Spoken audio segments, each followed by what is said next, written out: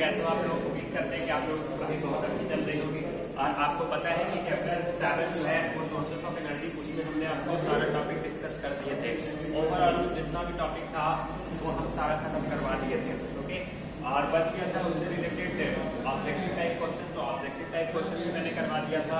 आज fill in the blanks भी करवा दिया था। उसका आज फोटो हम 5 भी देंगे तो ऐसे, लेकिन 5 में तो करा ही दिए थे। 5 का 5 में जो हमने करवाया था वो बोर्ड का आज फोटो हम आप लोगों को भेज देंगे और 5 वगैरह बाकी अदर क्लास में भेज देंगे। और इसके अलावा ओवरऑल सोर्सेस ऑफ एनर्जी हमें लगता है कि हम आप लोगों को बहुत अच्छी तरीके से समझा दिए और वो आप लोगों को अच्छी तरीके से समझ में भी आ गया। तो इस चैप्टर से रिलेटेड मेरे हिसाब से सोर्सेस ऑफ एनर्जी जो चैप्टर 7 है उसमें आपका जो टॉपिक जो बच गया है वो बच गया है आपका, अब थोड़ा सा ट्रू फॉल्स बच गया है और मैथ्स ऑफलाइन करवाना बच गया है। बाकी फिल इन द ब्लैंक्स मैं करवा चुका हूँ। ओके, तो आज हम लोग देख लेते हैं चैप्टर 8। चैप्टर 8 का भी मैंने वीडियो बना रखा है, इसको भी आप लोग क्या करो, वहां पर मेरा वीडियो आप लोग जाके देखो, वहां पर से उसका कुछ नोट्स उतार लो। और आज इससे रिलेटेड जो कुछ इंपॉर्टेंट एमसीक्यू क्वेश्चन है वो मैं करवा दे रहा हूँ और फिल इन द ब्लैंक्स जो है वो मैं करवा दे रहा हूँ और ट्रू फॉल्स करवा देता हूँ। फिर स्कूल खुलेगा तो और भी मैं समझा दूंगा, इसमें टेंशन लेने की कोई बात नहीं। ओके, तो देखिए तो पहला क्वेश्चन ये है MCQ, which of the flying is the chemical formula of water. Water का केमिकल फार्मूला क्या होता है? तो वाटर का केमिकल फार्मूला होता है H2O। H2O का मतलब क्या हुआ कि वाटर के 2 हाइड्रोजन और 1 ऑक्सीजन से मिलकर बना है।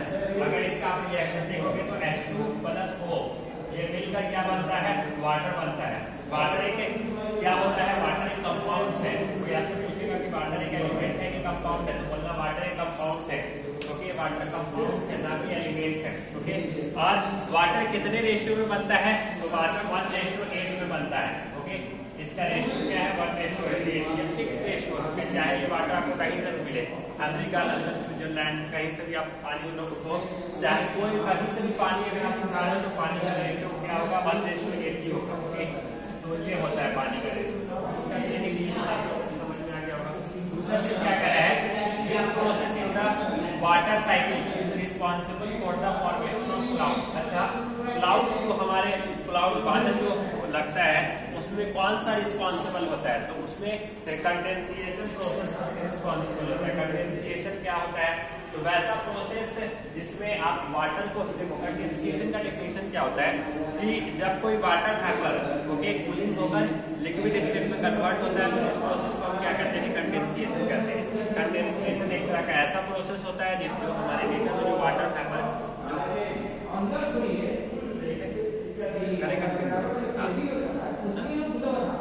कंडेंसिएशन एक तरह का ऐसा प्रोसेस होता है जिसमें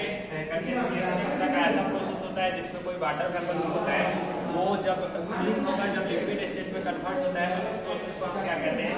कंडेंसिएशन कहते हैं। तो ऐसा प्रोसेस क्या होता है कि आपका क्या होता है? क्लाउड्स का फॉर्मेशन। और क्लाउड कैसे फॉर्मेशन होगा? आप कुछ प्रैक्टिकली सोचो ना, जो नदी या तालाब में जो पानी होता है या सन की रोशनी जब उसमें पड़ती है तो वो इवेपोरेट होता है और वो जब इवेपोरेट होकर जब वो हमारे इवेपोरेट होकर क्या बन जाता है? वाटर वेपर बनता है। और वही वाटर वेपर क्या होता है? क्लाउड बन जाता है। क्योंकि फिर वही वाटर वेपर जब ठंडा होता है तो फिर वो बारिश होने लगता है। ओके, तो अभी बस ये समझो कि जो आप पानी को हीट का जो हमारा वाटर हीट होता है, हीट होकर फिर वो इवेपोरेशन होता है, उस इवेपोरेशन की वजह से क्या होता है? क्लाउड फॉर्मेशन होता है। ओके, तो ये चीज समझ में आ गया। दूसरा चीज देखिए, what is the boiling point of water at sea level. Sea level पे वाटर का बॉइलिंग पॉइंट क्या होता है? तो 100 डिग्री सेल्सियस होता है। वाटर का जो बॉइलिंग पॉइंट होता है वो कितना डिग्री सेल्सियस होता है? 100 डिग्री सेल्सियस होता है। अच्छा, मेल्टिंग पॉइंट ऑफ वाटर कितना होगा? वो 0 degree Celsius. Breathing point of water कितना होगा? वो भी 0 डिग्री सेल्सियस। अगर मेल्टिंग पॉइंट ऑफ वाटर के बारे में बात किया जाए तो वो भी 0 degree Celsius. Boiling point of water के बारे में बात किया जाए तो वो भी आपका क्या होगा? 0 डिग्री सेल्सियस। देखिए इसमें क्या कह रहा है? The process by which a plant loss of water happen through their leaves is called. मतलब ऐसा प्रोसेस जिसमें प्लांट से लीफ से वाटर को लॉस करता है तो इस प्रोसेस को हम क्या कहते हैं? तो इस प्रोसेस को हम ट्रांसपिरेशन कहते हैं। Transpiration is the process in which a plants lose their water. This process is called transpiration. इस प्रोसेस को हम क्या कहेंगे? ट्रांसपिरेशन कहेंगे। तो उसमें भी क्या हो रहा है?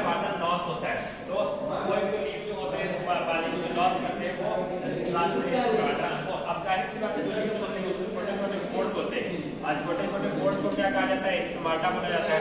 उसी स्टोमाटा के थ्रू क्या करते हैं, जो प्लांट्स के लिए यूज होते हैं वो वाटर को लॉस करते हैं, किसी प्रोसेस में ट्रांसपिरेशन का।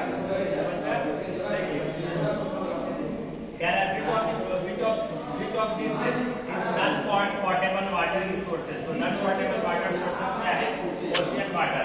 अब जाहिर सी बात है ओशियन वाटर को हम पूरी ओशियन वाटर का जो समुद्री जो वाटर जो होता है वो खारा वाटर होता है, उसको जब हम स्टोर करके नहीं रख सकते, वो हमारे लिए लाइक होता है, वो तो हार्ड वाटर होता है, उसमें तो कैल्शियम और मैग्नीशियम होते हैं, क्योंकि वो सॉल्टी वाटर हो सकता है। अगर आपको कोई गिलास में एक नमक मिला के देते और लो बाबू को प्यास लगा लो, एक गिलास पानी लो, और नमक में क्या नमक और पानी वाला आप प्यास लगे रहने को पी सकते हो, नहीं पी सकते, ऑब्वियसली नहीं पिएंगे। प्यास लगा रहेगा तो हम सॉल्टी वाटर थोड़ी ना पिएंगे, समझ रहे हैं आप? फिर देखिए क्या कह रहा है, what is the percentage of earth surface covered by water. आपको पता है कि हमारे अर्थ सरफेस में 2/3 पार्ट्स क्या है, लैंड सरफेस है, और 2/3 पार्ट्स वाटर सरफेस और 1/3 पार्ट्स लैंड सरफेस। अगर परसेंटेज में बात की जाए तो हमारे 100% में कितना परसेंटेज वाटर सरफेस है, तो 70% आपका क्या है, वाटर सरफेस है, 30% आपका क्या है, लैंड सरफेस है। फिर ये देखिए क्या है, what is the largest sources of fresh water on the earth. Earth surface पे लार्जेस्ट अमाउंट में फ्रेश वाटर आपको कहां पर देखने को मिलेगा, तो वो आपको ग्राउंड वाटर में ही देखने को मिलेगा। तो जो ग्राउंड वाटर होता है वही हमारा largest sources of fresh water होता है अर्थ सरफेस का।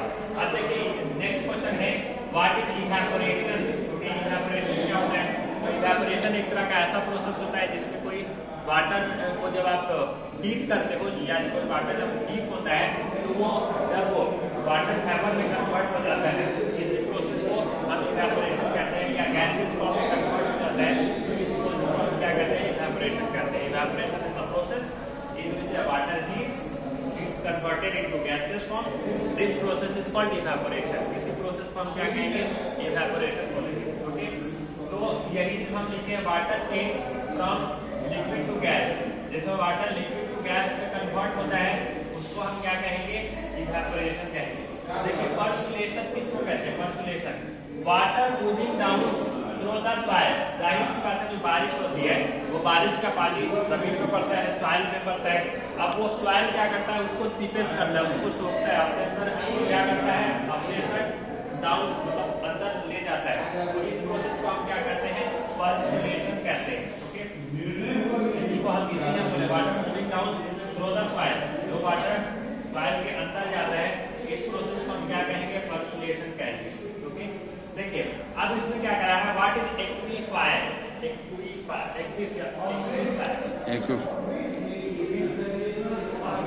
क्या कह रहे हैं, ए लेयर ऑफ रॉक्स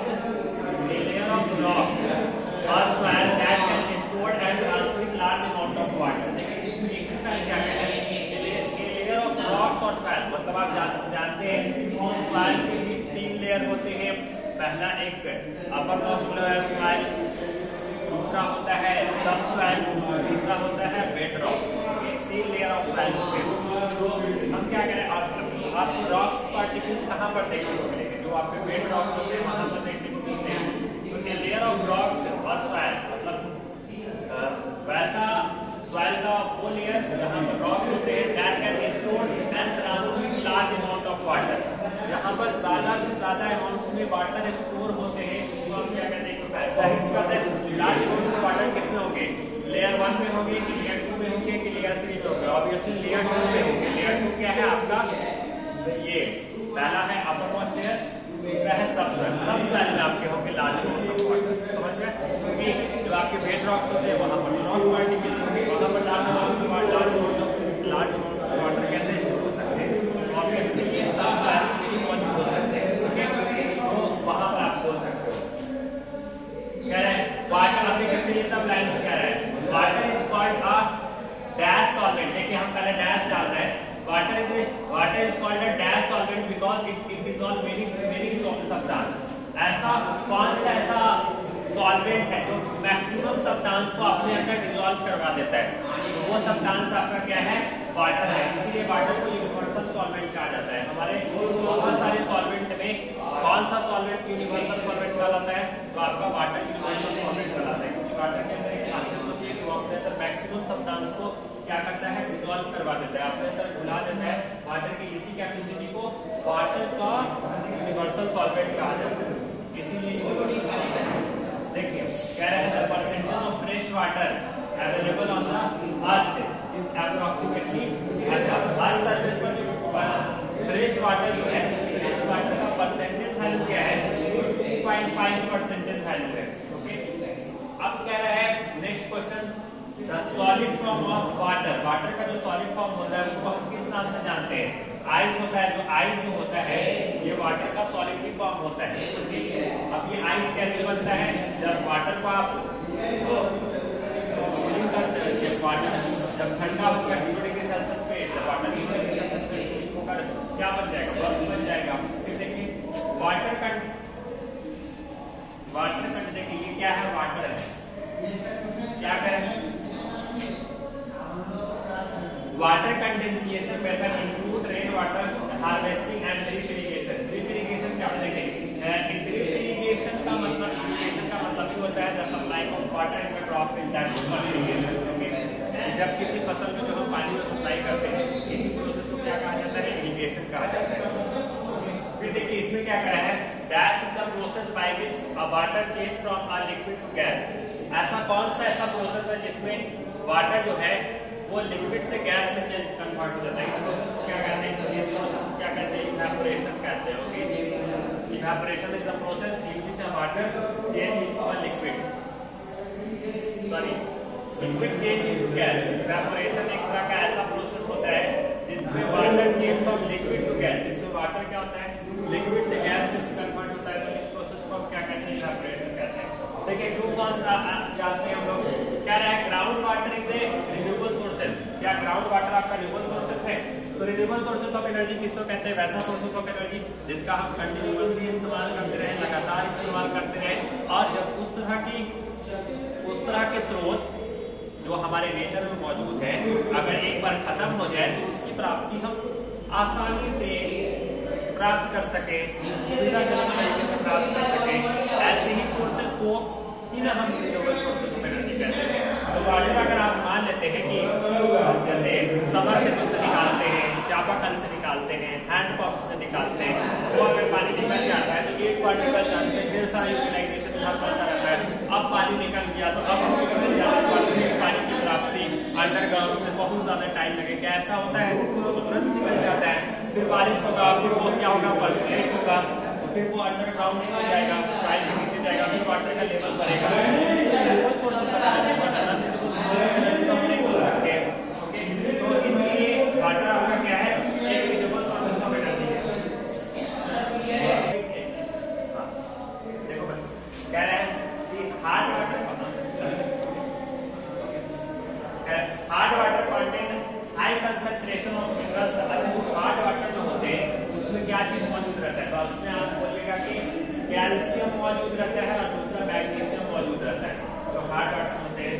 और हार्ड वाटर और सॉफ्ट वाटर की क्या खासियत है? हार्ड वाटर में अगर आप मान लीजिए साबुन से हाथ धो और मान लीजिए को चेक करना है, एक तरफ हार्ड वाटर रखा हुआ है, एक तरफ सॉफ्ट वाटर रखा हुआ है, हमको चेक करना है कौन हार्ड वाटर है कौन सॉफ्ट वाटर है। तो आप क्या करो? साबुन से हाथ धो, उसके बाद हार्ड वाटर से अगर आप हाथ धोगे तो उससे कोई फेन उत्पन्न नहीं होगा, कोई झाग उत्पन्न नहीं होगा। ओके, तो समझ रहे हो कि वो हार्ड वाटर। लेकिन अगर सॉफ्ट वाटर से जब आप हाथ धोगे तो उससे क्या होगा? फेन उत्पन्न क्रिएट होगा। तो अगर फेन उत्पन्न हो रहा है, झाग उत्पन्न हो जा रहा है, तो आप समझिए कि वो आपका क्या है? सॉफ्ट वाटर है। तो वो क्यों नहीं उत्पन्न होता है? क्योंकि जो साबुन से जो आप हार्ड वाटर से जो हाथ धोते हो तो साबुन खुद रिएक्शन कर लेता है कैल्शियम और मैग्नीशियम। तो साबुन खुद इन्वॉल्वमेंट हो जाता है, साबुन का इन्वॉल्वमेंट कैल्शियम और मैग्नीशियम के साथ रिएक्शन करने लगता है। तो वो बेचारा झाग कहाँ से उत्पन्न करेगा? इसीलिए फिर देखिए इसीलिए क्या होगा? आपके बात भी सही बोल रहा है कि हार्ड वाटर के अंदर क्या कैल्शियम और मैग्नीशियम करता है। तो ये बात तो सही हुआ, इसीलिए आप यहाँ पे क्या बोलेंगे? समझ में। फिर देखो क्या कह रहे हैं? The freezing point of water is 10 degree Celsius. क्या वाटर का फ्रीजिंग पॉइंट 10 डिग्री सेल्सियस होता है? तो हम लोग तो जानते हैं कि फ्रीजिंग पॉइंट हो चाहे मेल्टिंग पॉइंट हो, वाटर का कितना होता है? 0 डिग्री सेल्सियस होता है। ये तो 10 डिग्री सेल्सियस बता रहा है, तो इसीलिए फॉल्स होगा।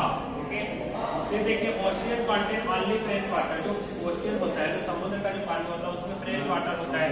इट्स मींस दैट अगर फ्रेश वाटर ऐसा पॉसिबल नहीं है, क्वेश्चन वाटर पंप पी नहीं सकते। शॉर्ट